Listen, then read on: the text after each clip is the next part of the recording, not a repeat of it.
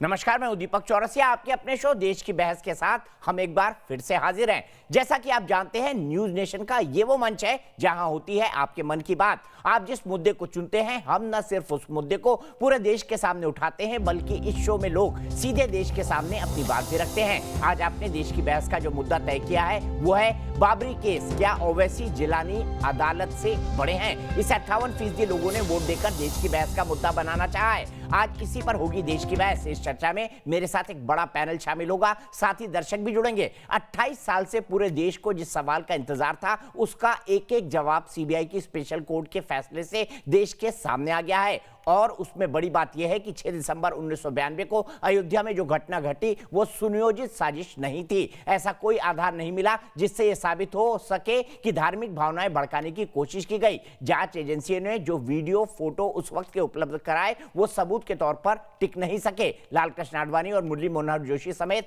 सभी 32 आरोपी बरी कर दिए गए। अदालत से फैसला आते ही देश भर में हलचल तेज हो गई। वार पलटवार का दौर चला। कांग्रेस, ओवैसी, बाबरी मस्जिद एक्शन कमेटी ने तीखा वार किया। ऐसे में सवाल यही है कि क्या फैसले के बहाने कथित सेक्युलर खेमा राजनीति के अखाड़े में नई बिसात बिछाने की तैयारी में जुट गया है, जबकि माननीय अदालत के फैसले में सभी पहलुओं का जिक्र करते हुए सभी को बरी किया गया है।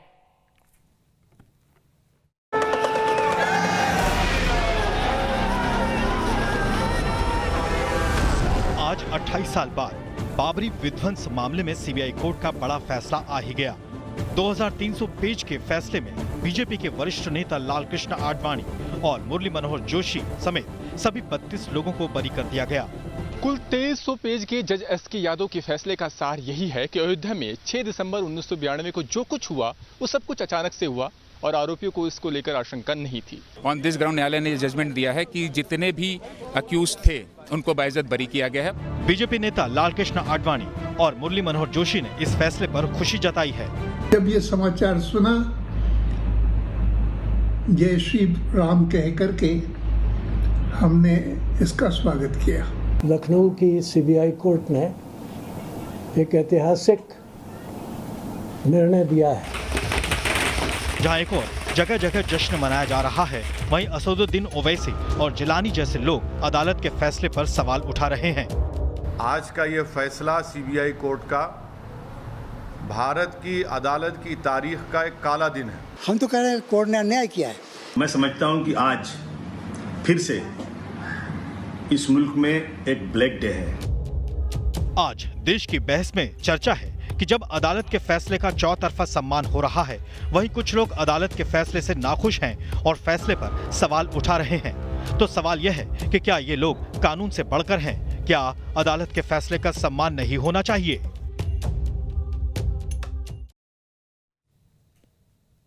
तो इसी से जुड़ा हमारा सवाल है, क्योंकि 3-4 चेहरे ही हैं देश में जो खुलकर बोलते हैं, कहते हैं आज काला दिन है, आज काला दिन है, आज काला दिन है। तो देश की बहस में हमारा आज का सवाल इसी से जुड़ा है। क्या ओवैसी जैसे लोग राजनीतिक कारणों से कोर्ट की अवमानना कर रहे हैं? संयोग नहीं प्रयोग, जानबूझकर कर रहे हैं। आप इस पर अपने वोटिंग हमें दे सकते हैं। हमारे मोबाइल ऐप पर जा सकते हैं, वेबसाइट पर जा सकते हैं, ट्विटर हैंडल पर जा सकते हैं, साथ ही साथ हमारे फेसबुक पेज पर भी जा सकते हैं। अगर इस शो के दौरान आपकी कोई राय हो, सवाल हो, जवाब हो, कोई कमेंट हो, कोई टिप्पणी हो, और साथ ही साथ अगर आप इस शो के अंदर शामिल होना चाहते हैं तो हमें 9711002266 पर मैसेज करें।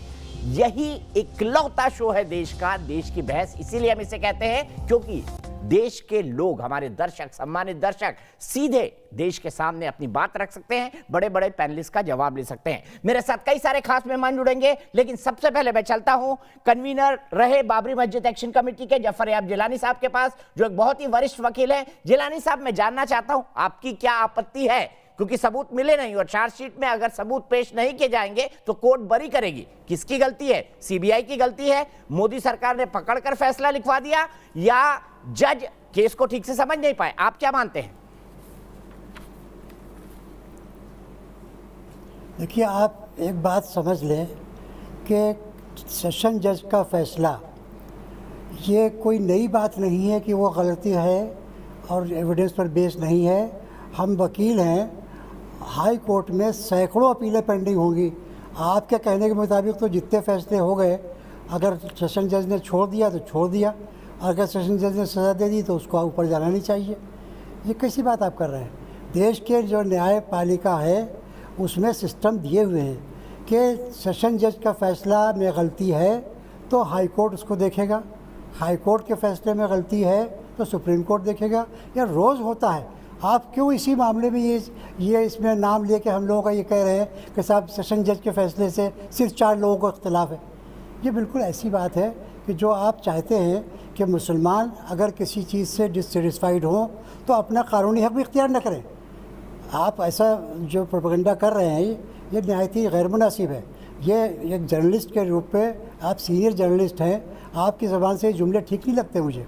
ठीक है, मैं आपके बात से एग्री करता हूं कि आप हाई कोर्ट में भी अपील कर सकते हैं, सुप्रीम कोर्ट में भी अपील कर सकते हैं, लेकिन सवाल यहां पर यह था सर, राम मंदिर पर तो सुप्रीम कोर्ट का फैसला आया, कई सारे लोगों ने उसको नहीं माना, बोला गलत है, बाबरी मस्जिद थी रहेगी। कुछ लोगों ने आपसे प्रभावित होकर यहां तक बोल दिया कि आने वाली हमारी पीढ़ियां इस राम मंदिर को तोड़ के फिर बाबरी मस्जिद बनाएंगी।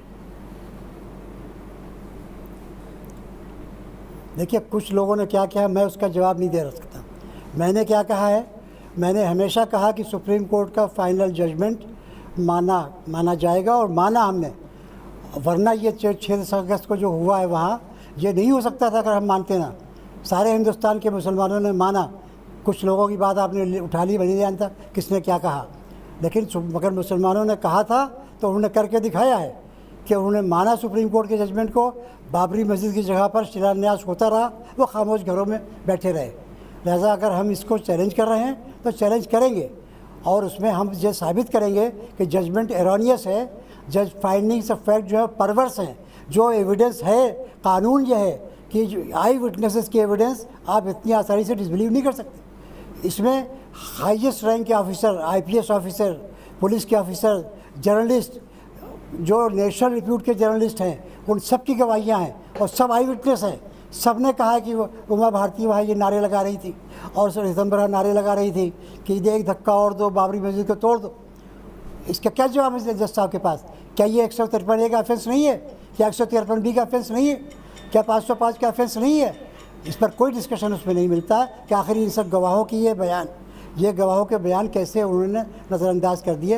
1 2 नहीं 2 दर्जन गवाह मैं आपको नाम बता सकता हूँ अभी, जो हिंदू हैं, सब मुसलमान भी नहीं हैं, लेकिन उसके बाद भी उनको नज़रअंदाज करके कह दिया फ़ला कागज़ में ये चीज़ नहीं है, फ़ला फ़ोटोग्राफ में चीज़ नहीं है। ये केस फ़ोटोग्राफ से साबित होने वाला केस नहीं था। आई विटनेसेस के बयान इसमें इतने हैं कि हम आपको अगर आप कहें तो मैं सबके नाम बताऊं आपको, और फिर उनका बयान भी पढ़ के सुनाऊं कि उन्होंने कहा है ये बातें। तो इसलिए यह केस जजमेंट एरोनियस है हमारे लिहाज से। हाई कोर्ट तय करेगा कि इसमें क्या एरर है, जो हम कह रहे हैं वो सही है या दूसरी साइड। CBI भी मुझे लगता है इसमें अपील उसे करना चाहिए, नहीं करेगी तो अलग बात है, लेकिन उसको उसके स्टेटस पर जो प्रीमियर इंस्टीट्यूशन को कहलाता है, नेशनल इंस्टीट्यूट एक सबसे बड़ी एजेंसी है, उसके बारे में जो जज साहब ने कहा है ये भी गलत कहा है। CBI ने जितनी एविडेंस दी है वो बहुत काफ़ी है इस केस में कन्विक्शन के लिए। तो ये एक तरफा बात नहीं है, और ये डिबेट से नहीं तय होगा, ये हाई कोर्ट में जब जाएगा तो बहस होगी, बिल्कुल, और उसी से तय होगा कि जजमेंट एरोनियस है या जजमेंट सही है। ठीक है, मैं आखिरी सवाल सर आपसे जानना चाहूंगा। मेरा बड़ा सीधा सवाल है, और सीधा सवाल ये है कि आप हाई कोर्ट जाएंगे, लेकिन क्या आप सरकार से ये कहेंगे, CBI से कहेंगे, क्योंकि CBI भले से इंडिपेंडेंट बॉडी हो पर सरकार का पार्ट है, लॉ मिनिस्ट्री से लीगल ओपिनियन लेगी तभी वो इसके खिलाफ अपील कर सकती है। क्या आप लोग चाहेंगे कि CBI इस जजमेंट के खिलाफ नहीं, आपकी राय गलत है। आपको ये बात बिल्कुल कहेंगे, कह दिया हमने दिन में भी कहा है, हमारे जनरल सेक्रेटरी पर्सनल बोर्ड ने भी कहा है, और आपकी राय गलत है कि सरकार से राय लेगी।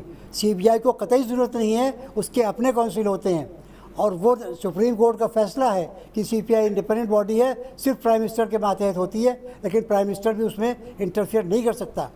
तो इसलिए CBI अपने लीगल एडवाइज़र से राय लेगी और उसके बाद अपील उसे करना चाहिए। उसके बाद करेगी नहीं करेगी तो बहरहाल वो उसका काम है, लेकिन उसको करना चाहिए अपने आप को बचाने के लिए, और वरना मुसलमान तो जाएंगे ही अपील में। ठीक है, मैं एक आखिरी सवाल जानना चाहता हूं सर, आपको क्या लगता है कि पॉलिटिकल रीजन से कोर्ट ने फैसला दिया है? इसके पीछे कोई पॉलिटिकल रीजंस या मेजोरिटिज्म की बहुसंख्यकवाद हो गया है देश के अंदर हावी है, शायद इसलिए कोर्ट फैसला दे रहा हो, ये आप ये कहेंगे?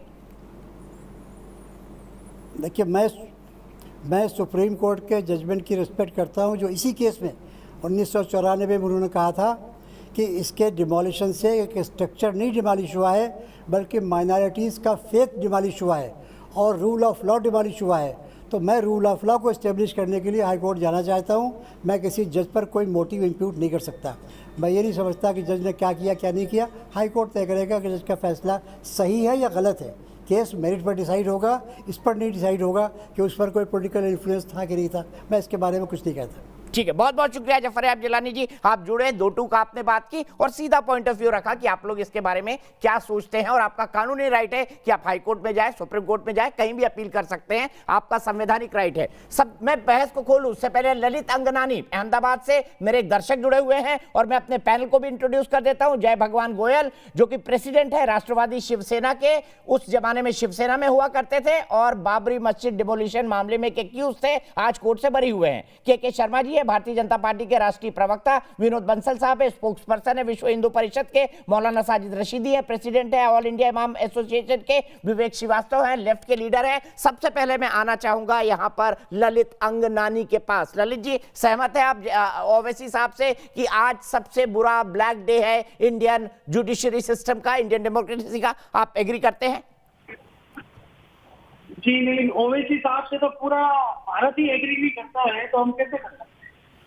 ओवैसी साहब वो व्यक्ति हैं जो हमेशा उन्होंने नफरत की बात की है। जब कोर्ट ने फैसला दे दिया है कि जो इन्होंने साजिश नहीं की, हमारे पहले तो मैं महापुरुषों को प्रणाम करता हूं और आज हमारी जीत हुई है। जय श्री राम के नारे के साथ आज आडवाणी जी ने भी कहा है कि हमें न्याय मिला है।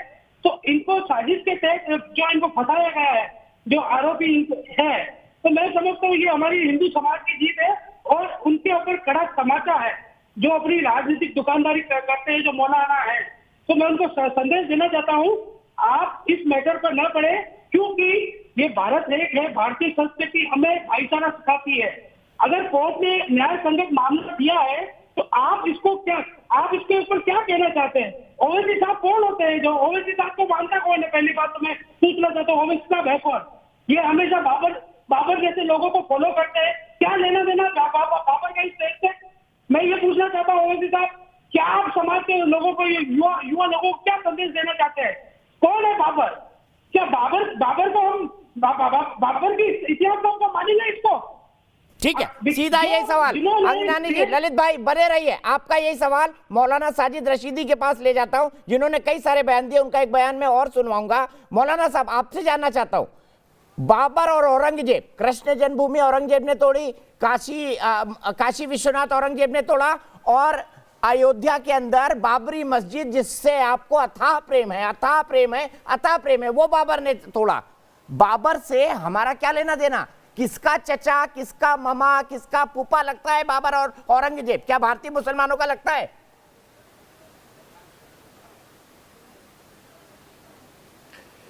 मुझे तो आपके आदमी ने जो फ़ोन किया था, जो टॉपिक बताया था, वो ये बताया था कि सीबीआई कोर्ट से जो फैसला हुआ है उस पर बहस है। बिल्कुल उसी पर बहस है। मुझे नहीं पता इसीलिए मेरे दर्शक ने सवाल उठाया कि भाई बाबर से प्रेम क्यों, औरंगजेब से प्रेम क्यों? तो मैंने आपसे काउंटर सवाल पूछ लिया। उसी बहस को आगे ले जा रहा हूं मौलाना जी, उसी बहस को। नहीं तो ये तो जवाब इन्हीं से ले लीजिए ना कि बाबर और औरंगजेब। अरे उन्होंने तो कह दिया कि आपके चैनल पे जितने मौलाना आते हैं बाबर और औरंगजेब की बातें करना चाहते हैं, उनसे प्रेम रखते हैं। उन्होंने जो कुछ कर दिया, बैठे हुए ललित अंगनानी साहब, आप कहें तो मैं उनकी आवाज आपको सुना देता हूँ। उसी सवाल को मैं पूछ रहा हूँ कि बाबर से प्रेम क्यों, औरंगजेब से प्रेम क्यों, बाबरी मस्जिद से प्रेम क्यों, शाही ईदगाह से प्रेम क्यों? आप मुझे बताइए ना बाबर कौन था? मैं तो आपसे जानना चाहता हूँ बाबर कौन था? बाबर कौन था? किसका चचा, किसका फूफा, किसका मामा था? मुझे तो पता नहीं। आपका था? मुझे तो पता नहीं, आप बता दीजिए कौन था बाबर। नहीं, आपको पता नहीं, फिर भी बाबरी मस्जिद से प्रेम है आपको? आपको पता नहीं फिर भी बोलते बाबरी मस्जिद शहीद हो गई? मुझे मस्जिद से प्रेम है। बाबरी मस्जिद से प्रेम है, मस्जिद से प्रेम नहीं है। मस्जिद अयोध्या में दर्जनों की संख्या में है। मंदिर से प्रेम है, मस्जिद अयोध्या में दर्जनों की संख्या में है। अरे चाचा आपको मंदिर से प्रेम है, मुझे मस्जिद से प्रेम है, इसमें क्या दिक्कत है? नहीं, बाबरी मस्जिद से प्रेम है, मस्जिद की बात नहीं है सर। इसमें दिक्कत क्या है? मस्जिद हजारों की संख्या में है। मैं मुसलमान हूँ, मुझे मस्जिद से ही प्रेम होगा ना। अरे सर, मस्जिद हजारों की संख्या में, अयोध्या में भी है, देश में भी है। बल्कि लाखों की संख्या आप में हिंदू हैं होंगी। तो आपको मंदिर से प्रेम होगा। मुझे तो मौलाना साजिद रशीदी से भी नहीं, प्रेम आप है। मुझे बताइए, मुझे तो मैं मौलाना मुसलमान साजिद हूं तो रशीदी मुझे से मस्जिद प्रेम है। होगा रोज ना। 1.5 घंटे बहस करता हूं उनके साथ। अगर आपको मौलाना साजिद रशीदी से प्रेम होता तो बाबर से मेरा रिश्ता ना पूछते आप। यही तो जानना बिल्कुल चाह रहा हूं ना, पूछते। ये रिश्ता अनर्गल क्या सवाल कहलाता नहीं करते है? आप। मैं जानना चाहता हूं ये रिश्ता क्या अनर्गल कहलाता सवाल है? नहीं करते आप। ये अनर्गल सवाल करते ही नहीं आप, अगर आपको मुझसे मोहब्बत होती तो ठीक है, फिर बाबरी मस्जिद से प्रेम छोड़ दीजिए ना। मस्जिद से प्रेम कभी नहीं छोड़ सकता। शाही ईदगाह मस्जिद से प्रेम छोड़ दीजिए। मस्जिद से मुझे प्रेम है, था और रहेगा, और बाबरी मस्जिद वहां थी, है और रहेगी। बहुत बढ़िया, चलिए सीधे विनोद बंसल जी के पास हमारी जाता आस्था हूं, है। उसके बाद मैं के शर्मा जी के पास देश जाऊंगा। के- सर ये रिश्तेदारी देश क्यों के नहीं बता पा संविधान रहे ने मुझे बाबर और इजाजत दी है औरंगजेब इस से? आस्था को कायम रखने के लिए। मेरे देश का कानून कहता है। आप कौन होते हैं आस्था को तोड़ने वाले भाई? को बता लिया अपने डिबेट में। आपने जो सीधे सीधे स्ट्रेट फॉरवर्ड प्रश्न किए थे, उन प्रश्नों के जवाब से भागते हुए नजर आए साजिद रशीदी। आप देखिए, यही है इन मौलानाओं का जो चाल चरित्र चेहरा, जो आज आपने इनिशियल डिबेट के इनिशियल भाग में ही आपके एक सुधी दर्शक ने ही उनको घेर लिया। आप देखिए, एक सुधी दर्शक के प्रश्नों का जवाब नहीं देना चाहते ये, और ये बार बार बाबरी बाबरी बाबरी बाबरी दिल को बहलाने के लिए गालिब ये ख्याल अच्छा है। रिश्ते को नहीं एक्सपोज दिल को बहलाने के लिए गालिब ये ख्याल अच्छा है। एक्सपोज हो गई। आज इनकी मानसिकता पूरी मियां तरह से मिट्टू एक्सपोज बन हो गई जाइए। कि आखिरकार ये मियां किसके मिट्टू बन साथ है? जाइए, हमने ये फंसा भारत लिया, के साथ है या हमने बाबर के फंसा साथ है? लिया। ये दीपक बाबर के चौरसिया पे भारत के जवाब साथ नहीं कभी बन पाया हुए। और हमने फंसा लिया। ये हमेशा से बाबर के साथ रहे, बाबरी मानसिकता के साथ रहे, नहीं, दीपक विदेशी चौरसिया आक्रामकता फंसे के या साथ मैं रहे, फंसा? आतंकाई के साथ रहे। ये जो है ना, अगर मस्जिद से इनको प्रेम होता तो कम से कम मस्जिद की बात करते हैं ना जी। उस बाबरी से और वो ढांचे से प्रेम क्यों कर रहे हैं? वो ढांचा जो कि विदेशी आक्रमणकारी ने, आक्रांता ने बनाया था, उस ढांचे से प्रेम करने के बजाय कम से कम शेष मस्जिदों से प्रेम करते। वो मस्जिद तो था ही नहीं भाई। और ये जो है ना, अनावश्यक रूप से इन्होंने उन्माद फैलाना है, देश के मुसलमानों को बाबर के साथ जोड़ना है, आक्रमणकारी आतताई से जोड़ना है। और ये हमेशा से ये इस बात को कोशिश कर रहे हैं कि किसी तरह से कोई मुसलमान भारतीय मूल से, भारतीय जो मान्यता है, भारतीय जो संस्कृति है, या संस्कृति की जो पुरोधा है, भगवान श्री राम से न जुड़ जाए। राम राज्य की परिकल्पना से ही इनको चिढ़ लगती है। ये तो चाहते हैं कि ये जो है, जो अपने जिन्ना वाली सोच है, उस जिन्ना वाली सोच को आगे बढ़ाते रहे। मौलाना साजिद रशीदी की बातों से आज बिल्कुल क्लियर हो गया। आज न्यूज नेशन ने एकदम उसको नंगा कर दिया है इन लोगों को कि आखिरकार इनका रिश्ता किससे है और कब तक है, क्यों है। ठीक है रशीदी साहब, आपका टर्न है, जवाब दीजिए। विनोद भाई रुक जाइए, मुझे के भाई के पास भी जाना है, विवेक श्रीवास्तव जी के पास भी जाना है। मौलाना साहब आपका टर्न है। दीपक भाई बड़े गौर से सुन रहे थे विनोद बंसल को। हम मेरे को आपको भी गौर से सुनता हूँ। तो विनोद बंसल गलत बोलेंगे उनको भी टोकूंगा। आप सवाल का जवाब नहीं देते ना। आपसे अनार पूछो तो आप अंगूर बताते हो, आपसे कद्दू पूछो आप ककड़ी बताते हो। के साथ कुछ हो मैंने तो आपसे एक सीधा सवाल पूछा, आप बोल रहे हैं अनर्गल सवाल है। सवाल का जवाब दे दीजिए। बाबर और औरंगजेब से क्या रिश्ता है आपका? आप मुझे बताइए।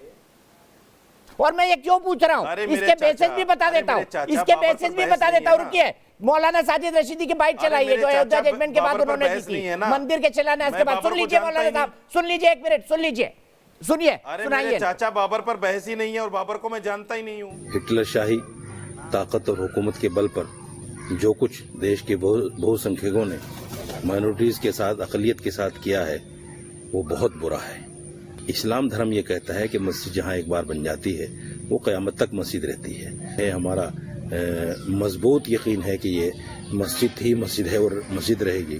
तारीख दोहराई जाती है। आज ताकत और हुकूमत के बल पर आपने ये सब कुछ कर लिया है, कल एक ऐसा दिन आएगा कि कुछ इंसाफ पसंद लोग होंगे जो, मैं समझता हूँ कि ये तारीख फिर वही दोहराई जाएगी कि मंदिर तोड़कर, पहले तो मंदिर तोड़कर मस्जिद नहीं बनाई गई थी, लेकिन शायद अब मंदिर तोड़कर मस्जिद बनाई जाए। तो कब जा रहे हैं अयोध्या साजिद रशीदी साहब? कुदाली, फावड़ी, गेती, सरिया, जिहादी भाई, पाकिस्तान, बांग्लादेश, आप मेरे खिलाफ कोर्ट कब जा रहे हैं? अफगानिस्तान, सऊदी अरेबिया, मैं क्यों जाऊं भाई? प्रजातंत्र है, आपको बोलने का हक है, मुझे बोलने का हक है। कुछ लोग जिहादी सोच की बात करते हैं, कुछ लोग गलत मानसिकता की बात करते हैं, मैं उनको टोकता हूँ, बस इतनी सी बात है। अभी तक आप नहीं बना पाए कि जिस मंदिर को तोड़ के आप बाबरी मस्जिद फिर से बनाने वाले हैं, जिस मंदिर को तोड़ के आप बाबरी मस्जिद फिर से बनाने वाले हैं, उस बाबर से आपका क्या प्रेम है? गैर संवैधानिक बात कह दी?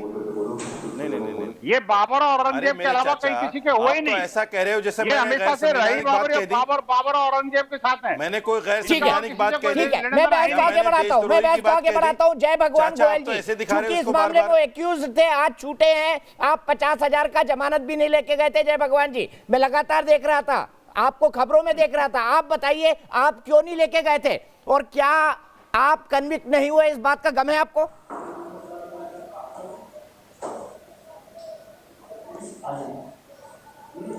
देखिए, 6 दिसंबर 1992 को जो ढांचा तोड़ा गया था वो कोई मस्जिद नहीं थी। हम ये बार बार कहते आए थे, ना कोई षड्यंत्र था। 90 में मुलायम के गुंडों ने निहत्थे कार सेवकों पर गोलियां चलाई थी। उनको मार मार करके उनकी डेड बॉडियों को पत्थरों से मार के सरियों में डाल दिया था। उस बात को लेके पूरे हिंदू समाज में रोष था। जो हम लोग वहां थे, हमारे दिलो दिमाग में पिक्चर थी कि कैसे निहत्थे कार सेवकों को मारा गया। 6 दिसंबर 1992 को लाखों की संख्या में कार सेवक हिंदू नौजवान वहां पर पहुंचा। उनको वो दृश्य याद था, गुस्सा था, और उस दिन हर एक कार सेवक के अंदर स्वयं हनुमान जी की शक्ति आ गई। प्रभु राम की कृपा से हनुमान जी की शक्ति से वो ढांचा गिरा दिया गया। अगर 6 दिसंबर को वो तथाकथित ढांचा ना गिराया जाता तो जो 5 अगस्त को हमारे प्रधानमंत्री जी ने मंदिर का शिलान्यास किया, भूमि पूजन किया है, वो नहीं हो पाता। तो हमारा ये कहना है, हमारा स्पष्ट कहना है कि जो तोड़ा गया वो मस्जिद नहीं थी। ये बात सुप्रीम कोर्ट भी मान चुकी है। और हमें आज सीबीआई ने जब फैसला सुनाया, 28 साल के आप तो कोर्ट की भी अवमानना कर रहे हैं। युवा थे, आप तो कोर्ट को भी नहीं मान रहे हैं। कोर्ट के विवेक भाई सुन लिया आपने उनकी बात? वो साफ कह रहे हैं कोई षड्यंत्र नहीं था, लोगों में गुस्सा था, मुलायम सिंह ने गोलियां चलवाई थी, और उसके बाद के भाई आएंगे। भगवान जी सुन लीजिए, अरे सुन लीजिए, अरे पहले सुनिए। मंदिर बनेगा, आप वो ढांचा तब भी डिस्प्यूटेड था, वो मंदिर था या मस्जिद, डिस्प्यूट इस पे नहीं है, ढांचा तो डिस्प्यूटेड था। अगर ढांचा डिस्प्यूटेड था, आपको सरकारी तंत्र के द्वारा, कोर्ट के द्वारा आप उसके बारे में बात करते, उसको हटवाने की कोशिश करते। कानून को तो आपने हाथ में लिया ना, आपने कानून को तो हाथ में लिया। अरे भाई 6 दिसंबर 1992 को कानून आपने हाथ में लिया। उमा भारती वहां थी, एल.के. आडवाणी वहां थे, भारतीय जनता पार्टी के नेता वहां थे, शिव सैनिक वहां थे, बाला साहब ठाकरे ने खुद कहा है। तो जब ये सब बातें हैं, और जैसा कि जिलानी साहब अभी कह रहे थे कि जब कोर्ट ने राम मंदिर का फैसला किया तो देश के मुसलमानों ने उसको एक्सेप्ट किया है। एक आध जो पॉलिटिकली मोटिवेटेड आवाजें हैं उनको हटा दीजिए आप, लेकिन देश के मुसलमानों ने कोर्ट का आदर किया है और राम मंदिर के निर्णय को माना है और प्रेम पूर्वक रहे हैं यहां पर। तो उसी प्रकार से 6 दिसंबर 1992 को अगर एक ढांचा डिस्प्यूटेड है तो इनसे पूछ लो। अरे भैया सुन दो लो विवेक जी, आप तो भाई कॉन्स्टिट्यूशन की मानते ही नहीं है। अगर वो ढांचा डिस्प्यूटेड है, के भाई को लाऊंगा, के भाई, भारत का साथ देता हूं सिर्फ। विवेक जी 1 मिनट। अरे मैं भारत का साथ देता हूं, मैं ना हिंदू ना मुसलमान, मैं भारत का साथ देता हूं, मैं इंडियन कॉन्स्टिट्यूशन के साथ हूं। अगर आपको मस्जिद हटानी थी, अगर आपको मस्जिद हटानी थी, आप उसको मस्जिद नहीं मानते, आप उसको डिस्प्यूटेड मानते, आपको कोर्ट के थ्रू जाना चाहिए था।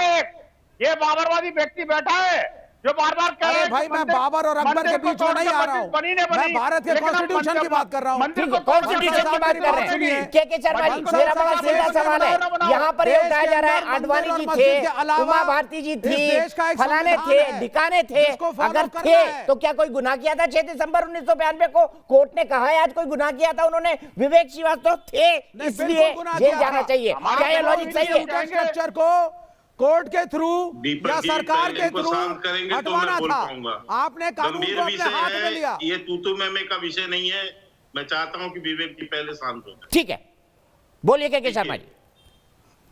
मैं कह रहा हूं कि अभी जो विवेक जी टीवी में बैठ के इतना गा रहे हैं, इन्हीं के साथी भाई वकील तो वहां पर खड़े थे, तो इनको इतना ज्ञान है तो यही चले जाते कोर्ट में, लड़ लेते, जाके बता देते, प्रूफ तो ये भी लेके गए थे वहां पर कोर्ट के सामने।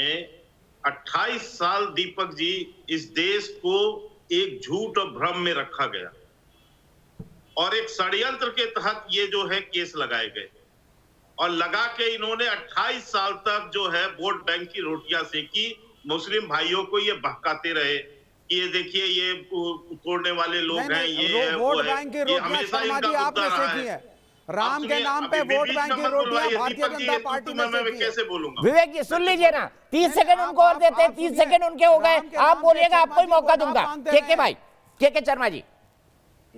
नहीं, राम के नाम पे वोट तो इन्होंने मांगे है ना, राजनीतिक रोटी तो राम के नाम पे, राम मंदिर के नाम पे इन्होंने, तो ऐसे नहीं बोलूंगा, इतने गंभीर औरों पे मुद्दे पर कैसे मैं उंगली उठा रहे हैं? डिबेट नहीं करना चाहता। अच्छा सुन लीजिए ना विवेक भाई, सुन लीजिए ना, के शर्मा जी 30 सेकंड और आप हल्के विषय पे ही बोल रहे हैं, आप हल्का बोल रहे हैं। जब आप वोटों की राजनीति की बात कर रहे हैं तो हल्की बात है। अरे वो तो वोटों की करते, आपने तो नोटों की राजनीति की है। उमा भारती वहां पे थी, फोटो है, तो देखिए वोटों की राजनीति भारतीय जनता पार्टी ने करी है। शर्मा जी से मेरा अनुरोध है, माननीय शर्मा जी से मेरा अनुरोध है, दीपक जी अरे विवेक जी प्लीज सुन लीजिए ना, आप भी बोलिएगा, आप भी बोलिएगा, विनोद भाई आप भी बोलिएगा, मौलाना साहब आप भी बोलिएगा। शर्मा जी 30 सेकंड कंक्लूड करिए खोलिए जी।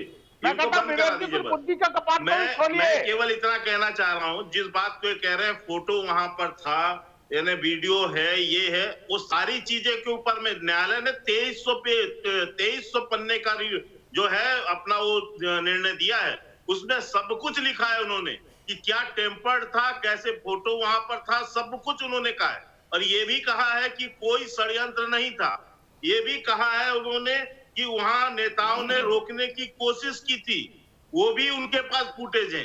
इसके अलावा उन्होंने कहा है कि ठीक है कुछ अराजक तत्वों ने उसको तोड़ा है, इसमें हटाया है उसको। मैं ये कहना चाहता हूं, ये कोर्ट के वर्डिक्ट है, मेरे वर्डिक्ट नहीं है। भाई आपके पास इतना ज्ञान है, इतना सब कुछ है, तो क्यों नहीं चले गए आप कोर्ट में? अब रही बात पर्सनल लाभ इनके जिलानी साहब की, जिलानी साहब ने अभी कहा कि राम मंदिर का जब फैसला आया इस कोर्ट का तो किसी ने कोई बयान नहीं दिया। मैं एक बात पूछता हूं, क्या मैं यदि गलत हूं तो आप थोड़ा करेक्ट कर दीजिएगा Deepak ji, personal law board ने क्या ट्वीट किया था? जो ट्वीट रशीदी साहब का था, क्या उसी तरह का ट्वीट उनका नहीं था? पर क्या पर्सनल लॉ बोर्ड में जिलानी साहब नहीं है? रशीदी साहब all India Muslim personal law board के अलावा इस देश में विवेक जी सुन लीजिए ना, कंक्लूड कर रहे हैं, शर्मा जी कंक्लूड करिए। और एक्सेप्ट किया है वर्डिक्ट को, ने उस केस को फिर से उस निर्णय ये आप मत कहिए, मुसलमानों ने कोर्ट को इज्जत दी है, संविधान को इज्जत दी है और जजमेंट को माना है, इसको आपको मानना पड़ेगा। 2-4 पॉलिटिकल वॉइसेस के कहने पर आप कम्युनिटी पे उंगली नहीं उठा सकते। विवेक भाई थोड़ा सा शालीन, ठीक है भाई खत्म करिए प्लीज। बस मैं खत्म कर रहा हूं। आज जो आपने शुरुआत की थी ओवैसी साहब के बयान से काला दिन, तो मैं आपको दीपक जी बता दूं कि जब भी धारा 370 को समाप्त किया गया, इनके हिसाब से लोकतंत्र खत्म हो गया और काला दिन हो गया। जिस दिन कोर्ट से राम मंदिर का निर्णय आया उस दिन इनका काला दिन हो गया, जिस दिन सीएए बिल आया उस दिन इनका काला दिन हो गया, फसल बीमा का बिल आया उस दिन इनका काला हो गया। तो अरे भाई आपके लिए सफेद दिन कब है?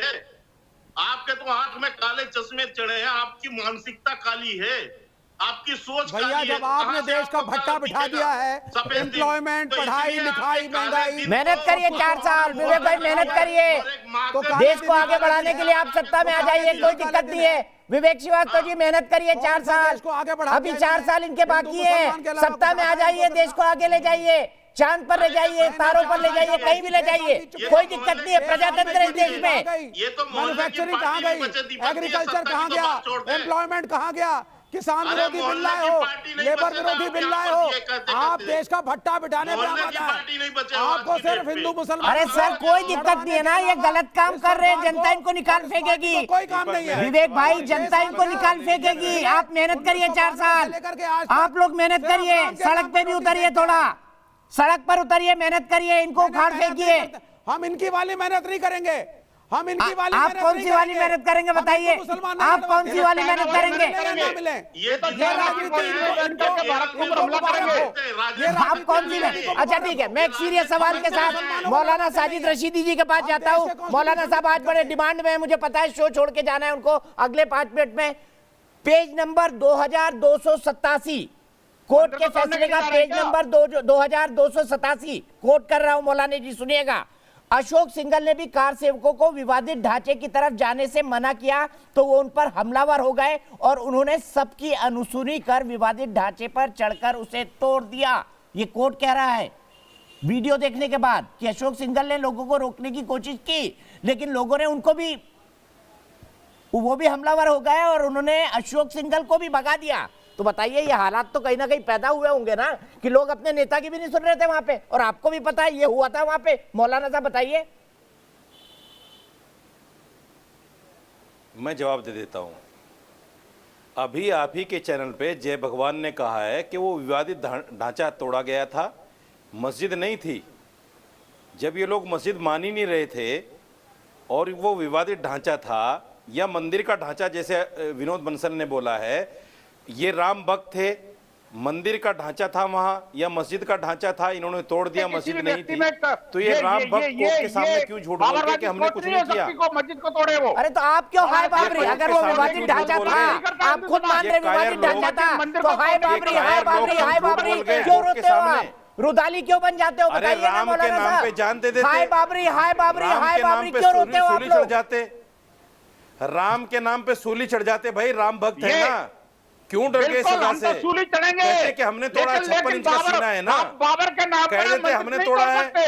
अरे राम भक्त नहीं, लोगों को मरवाते हैं, लेकिन आप जैसे लोग हैं राम के नाम पर मरने वाले, ये नहीं मरते राम के नाम पर, ये झूठे लोग हैं, कायर लोग हैं, ये सजा की डर से भाग गए। अरे मौलाना साजिद रशीदी, चलो इनका सामने कहिए साहब हमने कुछ नहीं किया, मौलाना साहब हमने कुछ नहीं किया, हमें माफ कर दो। सीरियस सवाल है मौलाना साहब, हमने सीरियस सवाल है, सुनिए ना। इनका सीना तो 56 इंच का है, आपका कितने इंच का है? ये कायर लोग डर गए, ये राम भक्त के नाम पर धब्बा हैं, इनको तो जान दे देनी चाहिए थी। ये कहते कि हाँ हमने किया है जब राम भक्त माने जाते। अरे सजा से डर गए, लानत तू है तुम्हारे ऊपर, तू है तुम्हारे ऊपर। कैसे राम भक्त हो? अरे कैसे राम भक्त हो? लानत है तुम्हारे ऊपर, लानत है तुम्हारे ऊपर। तुम एक सजा से डर गए। अरे हम 50 जाने 100 जाने 1000 जाने कुर्बान कर दे खुदा के लिए, तुम भगवान के नाम पर सजा से डर गए। खुदा के लिए कत्लेआम तो बचा के रखा है आपने। आईएसआईएस, जैसे मोहम्मद, लश्कर तैयबा, ये जो कर रहे हैं खुदा के नाम नहीं कर रहे हैं ना। मौलाना साजिद रशीदी सुन लीजिए एक मिनट, विनोद जी रुक जाइए, विनोद जी रुक जाइए, सही बात पर आइए, सही बात पर आइए मौलाना साहब, सही बात पर आए मौलाना साहब। लानत है तुम्हारे ऊपर, कैसे राम भक्त हो, लानत है तुम्हारे ऊपर, शर्म करो। मौलाना साजिद रशीदी बिल्कुल सही कहा, आप तो लाखों जाने खुदा के नाम पर कुर्बान कर रहे हैं। अल-कायदा कर रहा है, आईएसआईएस कर रहा है, आईएस कर रहा है, लश्कर तैयबा कर रहा है, जैसे मोहम्मद कर रहा है, खुदा के नाम पे तो कुर्बान कर रहा है ना। बताइए कर रहा है कि नहीं कर रहा है? तैयबा को कुछ नहीं बोलेंगे। अरे लश्कर तैयबा जैसे मोहम्मद पाकिस्तान में है, हिंदुस्तान की बात करो, ये उनको हिंदुस्तान की बात करो। सर संसद पर अटैक किसने किया था? चाचा चौरसिया हिंदुस्तान की बात करो। सर संसद पर अटैक जैसे मोहम्मद ने किया था नहीं किया था? संसद पर अटैक जैसे मोहम्मद ने किया था नहीं किया था? 26/11 का अटैक लश्कर तैयबा ने किया था नहीं किया था? पर हमला करते हैं, कान साफ कर लिया करो आप सुनने बोलने से पहले। अरे किसने किया था? जैसे मोहम्मद ने भारत की संसद पर अटैक किया था कि नहीं किया था? बोलिए मौलाना साजिद रशीदी जी। खाने के लिए आप बार बार पाकिस्तान पहुंच जाते हो चाचा। अरे पाकिस्तानी हो, बार बार पाकिस्तान पहुंच जाते हो, की बात करते हो, अरे हिंदुस्तानी मुसलमानों की बात करो। जो आप बात करते हो वही पाकिस्तान की असेंबली में दोहराया जाता है। यहाँ कहाँ जैसे मोहम्मद का प्राइम मिनिस्टर आपको कोट करता है। चाचा ठीक है, पाकिस्तान की ठीक है मौलाना साहब, मौलाना साहब, मौलाना साहब, मौलाना साहब, अरे चाचा आपने सही कहा। विनोद जी मैं इनकी बात के लिए पॉइंट कहना चाहता हूँ, इसलिए सब लोग मत बोले। मौलाना साहब सुन लीजिए लश्कर तैयबा ने 26/11 करवाया, जैश ए मोहम्मद ने भारत की संसद पर अटैक कराया, खुदा के नाम पे ही करवाया ना, अल्लाह के नाम पर ही कराया ना। ISI और अलकायदा इसी नाम पर लोगों का खून बहा रहा है ना। जैश ए मोहम्मद और लश्कर तैयबा खुदा के नाम पे ही खून बहा रहा है ना। ज्यादा पसंद है क्या आपको? आप बार-बार पाकिस्तान पहुंच जाते हो। सर ये पाकिस्तान की दुनिया की प्रॉब्लम है, आप भी जानते हो, और शाहीन बाग में कितने घूम रहे हैं वो भी आप जानते हो। मैं सीधे चलता हूँ डॉक्टर ओपी मिश्रा के पास वाराणसी में, पर भी लानत भेजते हैं। डॉक्टर ओपी मिश्रा के पास वाराणसी में, और डॉक्टर ओपी मिश्रा जानना चाहूंगा जो बहस चल रही है, क्या आपको लगता है कि भारतीय मुसलमानों को बाबर की मस्जिद, बाबरी मस्जिद, औरंगजेब की मस्जिद, शाही ईदगाह मस्जिद से प्रेम होना चाहिए? मुसलमान को मार रहा है, कौन सा जिहाद है? वो तो आतंकवाद है। हम बार बार कहते हैं वो आतंकवाद है। चाचा इस बात आपने इसका ऑडियंस है भैया, डॉक्टर ओपी मिश्रा। चाचा पाकिस्तान की बात मत किया करो। विनोद बंसल जी एक मिनट रुक जाइए, मैं एक कमेंट इकबाल अंसारी जी से लूंगा। इकबाल अंसारी जी बहुत देर से जुड़ गए हैं। इकबाल अंसारी जी, आप चाहते थे ये केस खत्म हो जाए, क्यों आप चाहते थे, क्यों आपको लग रहा था कि इस मामले का पटाक्षेप हो जाना चाहिए? इकबाल अंसारी जी। नहीं, हम तो इसीलिए चाहते थे कि 70 साल जो है lower court, high court, supreme court, 70 साल के बाद सुप्रीम कोर्ट ने फैसला कर दिया, पूरे देश के मुसलमानों ने सम किया। 28 साल विध्वंस का मामला चला और उसमें कुछ लोग जिंदा हैं, कुछ लोग नहीं हैं, कुछ लोग बुजुर्ग हैं। हम तो यही चाहते थे कि जब फैसला उस दिन जो है आ गया था, इसको भी ख़त्म कर दिया जाए, क्योंकि 28 साल लोग कोर्ट कचहरी का चक्कर लगाते हुए उनको एक हेडक रहा कि हमारा भी एक मुकदमा CBI का है, इसको भी ख़त्म कर देना चाहिए, क्योंकि इस मुकदमे ने जो है हिंदू मुसलमान की एक फीलिंग बना रखी थी। हम तो यही चाहते हैं कि ये मुकदमा खत्म हो गया, अच्छी बात है। ठीक है, विवेक श्रीवास्तव जी, मैं आपसे जानना चाहूंगा, इकबाल अंसारी जब ऐसा सोच सकते हैं, साल लग गया, 28 साल में जो कुछ भी हुआ, इकबाल अंसारी जी जैसा सोच सकते हैं, जो कुछ वादी रहे हैं, जिन्होंने सालों, जिनके परिवार ने सालों ये केस लड़ा है, तो एक आम मुसलमान क्यों नहीं सोच सकता है, क्यों संयोग और प्रयोग करना चाहता है? मैं आपसे समझना चाहता हूँ विवेक श्रीवास्तव जी, बताइए। सुनिए, देखिए दोनों चीजें देखिए, आम मुसलमान इस देश के साथ है, आम मुसलमान एक आम हिंदू के भी साथ है, सब मिलजुल करके काम करते हैं, नौकरियां करते हैं, ट्रेडिंग करते हैं, इसी देश में रहते हैं, खेती करते हैं और साथ में रोटी खाते हैं, जब तक बीजेपी आकर के दंगे की बात नहीं करती है। राम मंदिर का जब फैसला आया, इस देश के मुसलमान ने एक्सेप्ट किया है, पीसफुली एक्सेप्ट किया है, कोर्ट को आदर दिया है, और इक्के दुक्के मुसलमान नेताओं को छोड़ करके मुसलमानों ने इस देश करके कोर्ट की अवमानना नहीं करी है, इस बात को मानना पड़ेगा। लेकिन बाबरी मस्जिद जो डिस्प्यूटेड स्ट्रक्चर, आप कहेंगे जी बाबरी मस्जिद नहीं थी, डिस्प्यूटेड स्ट्रक्चर तो था। डिस्प्यूटेड स्ट्रक्चर को तोड़ने के लिए कानून का सहारा क्यों नहीं लिया गया? आप कोर्ट के थ्रू, सरकार के थ्रू, आप लॉजिकली कॉन्स्टिट्यूशन के हिसाब से के शर्मा जी जवाब देंगे। के शर्मा जी बताइए, आप लोगों ने कानून अपने हाथ में क्यों लिया? और बाबरी मस्जिद अगर बाबरी ढांचा उस दिन ढहा, तो उसके लिए भारतीय जनता पार्टी जिम्मेदार क्यों ना मानी जाए? क्या हवा में ढांचा गिर गया? ओवैसी भी कह रहे हैं क्या जादू से ढांचा गिर गया? बिल्कुल नहीं, मैं आपको बताता हूं।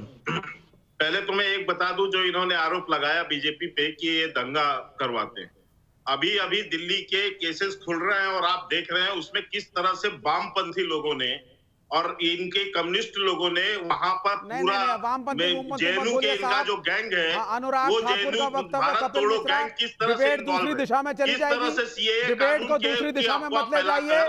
गुजरात के मॉडल को आपने दिल्ली में ट्राई किया, आप फेल हुए। विवेक जी हर बार बीच में मत बोलिए प्लीज, विवेक जी हर बार बीच में मत बोलिए, विवेक जी प्लीज। मैं के भाई आपको एक मिनट पे रोकूंगा। साध्वी ऋतुंबरा जी मेरे साथ लाइव जुड़ चुकी है, चूंकि वो भी एक बहुत बड़ा चेहरा रही है इस आंदोलन की, इसलिए 2-3 सवाल, उनके पास बहुत कम वक्त है, 2-3 सवाल मैं उनसे लाइव लेना चाहूंगा।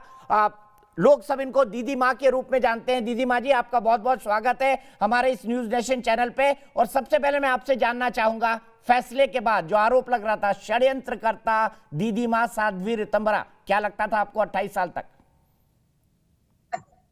आरोप का तमगा गले में डाल के घूमना कैसे लगेगा जी? और आज जो है, जो न्याय हुआ है, वो ऐतिहासिक फैसला हुआ है। हम सब लोग अच्छे से जानते हैं, सब लोग जानते हैं कि इतनी लंबी लड़ाई किसी झूठ के बल पे नहीं लड़ी जा सकती। श्री राम जन्मभूमि का आंदोलन एक ऐसा लक्ष्य रहा जो सत्यनिष्ठ लोगों ने अपनाया उसको, उसके लिए साधनों को भी शुचितापूर्ण होना चाहिए। किसी भी लक्ष्य की प्राप्ति के लिए शुचितापूर्ण मार्ग होने चाहिए, साधन होने चाहिए, क्योंकि साध्य सत्य है तो मार्ग भी साधन उस पथ को भी सच्चा होना चाहिए। षड्यंत्र, चोरी, डकैती, ये सारे आरोप, और आज वो ग्रहण जो 28 साल से लगा हुआ था उससे मुक्त हुए हैं। मैं तो इतना ही निवेदन करना चाहती हूँ कि संवैधानिक व्यवस्थाओं का, न्यायपालिका का भारत के सब लोग आदर करते हैं, आदर करना चाहिए। हाँ, निश्चित रूप से जो श्री राम जन्मभूमि का आंदोलन था उसने बहुत सारी लोगों की चूलें हिला दी। तुष्टीकरण की राजनीति, उसकी जड़ें, हम भारतीयों ने अगर पोषण पाना है तो अपनी जड़ों से जुड़कर वही तो संभव होगा ना। तो जड़ क्या है हमारी? हमारे अतीत में हमें कुछ महापुरुष मिले, अवतारी पुरुष मिले, जिनके जीवन आदर्श हमारे लिए पथ हैं, पाथे हैं, जीवन का आदर्श हैं, जीवन को जीने का एक तरीका है, मूल मंत्र उनसे हमें प्राप्त होता है। तो श्री राम जन्मभूमि का आंदोलन मात्र एक मंदिर निर्माण का आंदोलन तो नहीं था, वो आंदोलन के पीछे एक बहुत बड़ी वजह थी।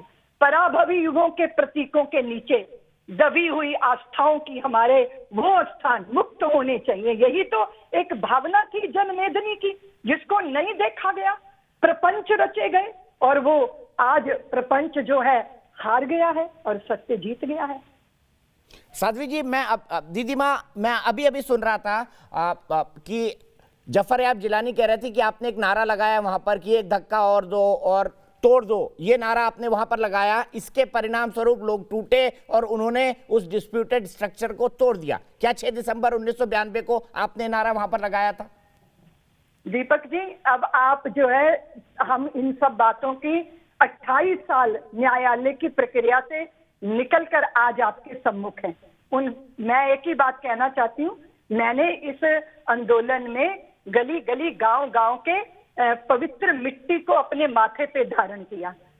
पूरे भारत के कार सेवकों को, नौजवानों को, बच्चियों को, बच्चों को, तरुणों को, वृद्धों को, उनके हृदय के अंदर श्री राम जन्मभूमि को प्राप्त करने का एक बीजारोपण नहीं किया था, वो पहले से ही था 500 साल से। उसके लिए उसको सिंचित किया। एक ही नारा था कि कंकर कंकर शंकर इसका प्राण प्राण में गीता है, जीवन की धड़कन रामायण पग पग पर बनी पुनीता है, यदि राम नहीं है सांसों में तो जीवन का घट रीता है, नरनाहर श्री पुरुषोत्तम का हम मंदिर भव्य बनाएंगे, सौगंध राम की खाते हैं हम मंदिर वहीं बनाएंगे। ये संकल्प था जो चित्त के अंदर, चेतनाओं के अंदर रोपने की मेरे को भी छोटी मोटी भूमिका मिली, लेकिन वहां षड्यंत्र रचे गए, वहां बैठकर जो है वो साजिशें रची गई। इस आरोप का ट्रायल चला 28 साल और आज जो न्याय मिला है उसको बड़े दिल से स्वीकार किया जाना चाहिए।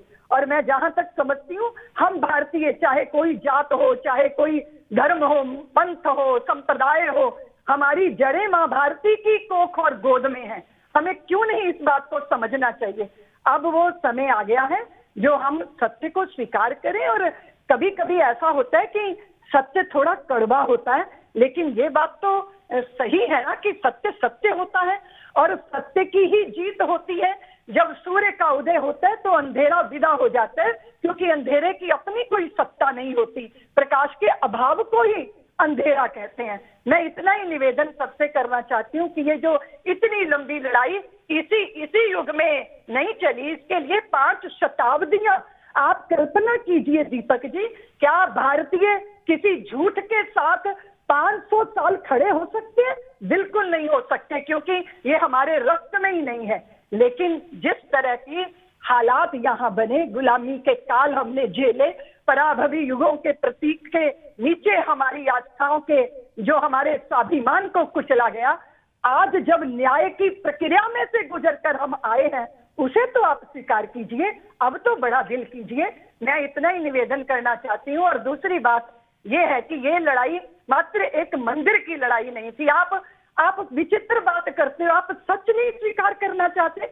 आप सच देखिए, एक बात नहीं है, न जाने कितने ऐसे आस्थाओं के मंदिर हैं जिनको विदेशी आक्रांताओं ने धूल धूसरित किया था, क्योंकि वो भारतीयों के स्वाभिमान को चकनाचूर करना चाहते थे। वो आस्थाएं तोड़ते थे और आस्थाओं को तोड़ने के लिए उन्होंने हमारे मंदिरों के गुंबदों को ही नहीं गिराया, वहां हमारे आराध्यों की प्राण प्रतिमाओं को नष्ट पराया करके और फिर उनको सीढ़ियां बनाकर उन पर चढ़कर जाना है।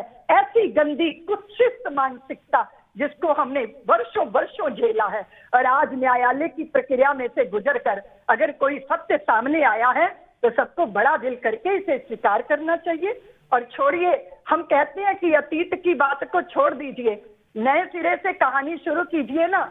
इस सत्य को स्वीकार करके आगे बढ़िए और फिर देखिए कि भारत का कैसे जाज्वल्यमान स्वरूप बनता है। दूसरी बात मैं ये कहना चाहती हूँ, अगर संवैधानिक व्यवस्थाओं पर भरोसा नहीं है, अगर न्यायपालिका पर भरोसा नहीं है, तो फिर भरोसा किया किस पर जाएगा और बात बनेगी कैसे। दीपक जी, मुझे इस समय पर बस इतनी बात कहनी है कि हम षड्यंत्र नहीं रचते हैं, हम तो मंत्र जपने वाले लोग हैं। अपने हिस्से की भी देख के संतोष हो जाए, शांति हो जाए, ऐसे चिंतन में से हम सब लोगों का जो है वो जन्म हुआ है और जीवन पगा है, जूझे हैं हम इन सब बातों के लिए। लेकिन आज जो निर्णय हुआ है वो सबको हृदय से स्वीकार होगा, ऐसी मैं आशा करती हूँ। दीपक, बहुत बहुत शुक्रिया साध्वी ऋतंभरा जी, आप जुड़ी, आपने संक्षेप में लेकिन बड़ी सटीक बातें हमसे की, और आप तो अपनी वाणी पे माँ सरस्वती का वास है, और हम आपको शुभकामनाएं देते हैं कि वात्सल्य आश्रम में जो काम कर रही हैं आप ऐसे अनवरत जारी रखें। बहुत बहुत शुक्रिया हमसे जुड़ने के लिए। सीधे मैं अपने पैनल पर वापस चलता हूँ। के शर्मा जी अपनी बात कह रहे थे। के जी कंप्लीट करिए। बड़ा सवाल उठाया था यहाँ पर। जय भगवान गोयल जी मेरे साथ फिर जुड़ गए हैं, माजिद हैदरी साहब है, विवेक श्रीवास्तव जी हैं, विजय शंकर तिवारी जी हैं और इकबाल अंसारी जी हैं। के शर्मा जी, इकबाल अंसारी जी ने बड़ी बात बोली, उन्होंने कहा कि पटाक्षेप हो जाना चाहिए। साध्वी ऋतंभरा जी भी यही बात बोल रही हैं कि बड़े मन से इस फैसले को स्वीकार कर लेना चाहिए। मुझे ये बताइए कि इकबाल अंसारी अगर ऐसा सोच सकते हैं तो जो लोग आज विरोध के स्वर उठा रहे हैं वो क्यों नहीं सोच सकते बात। और यही सवाल फिर जय भगवान गोयल जी से, फिर मैं काउंटर लूंगा माजिद हैदरी जी से। बिल्कुल सही कहा अंसारी जी ने, मैं यही कहना चाहता हूं। और जो प्रबुद्ध मुस्लिम वर्ग है और इस देश की जो मुस्लिम, यदि इन मौलाना मौलवी और इन नेता जो बनते हैं तथाकथित नेता हैं, इनको यदि आप दीपक जी हटा दें तो ये इस देश की सोच है, यही गंगा जमुनी तहजीब है। जो अंसारी साहब, मैं कह सकता हूं, मुझे नहीं पता इनका क्वालिफिकेशन, बहुत पढ़े लिखे नहीं होंगे लेकिन बहुत जीवन के अनुभव होंगे इनके पास। बिल्कुल, इन्होंने जीवन को बहुत देखा है, इन्होंने समाज को देखा है, इन्होंने आपसी भाईचारा को देखा है, तब जाकर आज वो इस बात की जो है वकालत कर रहे हैं कि आप इन सब चीजों से आगे बढ़िए। देश को आगे बढ़ाना है, देश को आगे लेकर जाना है। हम कब तक उलझेंगे इन सब चीजों में? ठीक है, जय भगवान को एक क्विक कमेंट में आपसे चाहूंगा, इकबाल अंसारी जैसी सोच बाकी मुस्लिम नेताओं की क्यों नहीं है जो इस मुद्दे पर अपनी राजनीति करना चाहते हैं? जय भगवान गोयल जी, इनके वोट आपने कहा भाईचारा दिखाया शर्मा जी, बचिए, इनके वोट बैंक के इन अफवाहों से ठीक है भाई, जय भगवान जी जवाब दे रहे हैं कि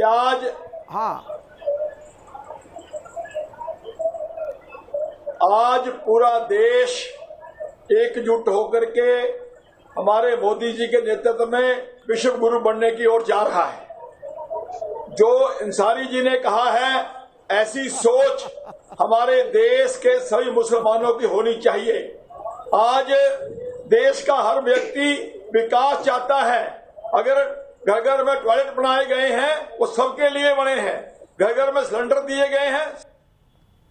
जय भगवान जी चले गए। ब्रेक के लिए रुकता हूं। माजिद हैदरी जी और विजय शंकर तिवारी जी से शुरुआत करूंगा। ब्रेक।